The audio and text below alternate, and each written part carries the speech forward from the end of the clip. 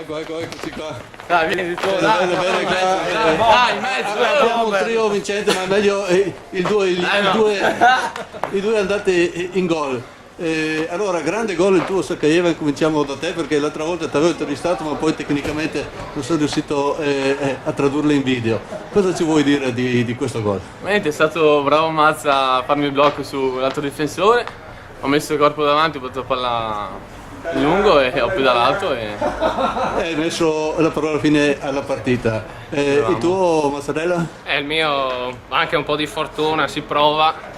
Oggi è venuto bene. Però è In un il frutto del bomber. in un momento difficile della partita perché lì abbiamo sbloccato e poi Sì, perché bravi tutti.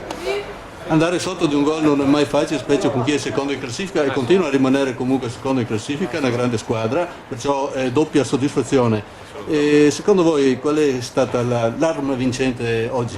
Ma il gruppo secondo me, perché abbiamo lavorato bene tutta la settimana, cioè abbiamo un obiettivo da raggiungere e ci sacrifichiamo uno per l'altro. Cioè. Allora siete in due però manca il terzo goleador, spendiamo una parola anche per Dei Rossi che... No, lasciamolo dentro, dai. Sta facendo se no si gasa troppo. No, bravo. Allora domenica abbiamo un'altra partita impegnativa perché Spinea insomma abbiamo secondo e terzo, adesso non so cosa abbia fatto oggi, però anche questo è un scontro diretto. Cosa pensate di fare? Replicare il risultato di oggi?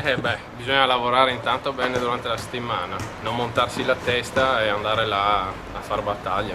Sì, perché quello successo in terra trevigiana forse ci deve insegnare un qualcosa, ridere e scherzare va bene, però la concentrazione è sempre a pieno. Come vogliamo concludere questa intervista? Diciamo qualcosa al mister, un messaggio al mister? Sì, grazie mister. Ok, grazie ragazzi. A te. Grazie.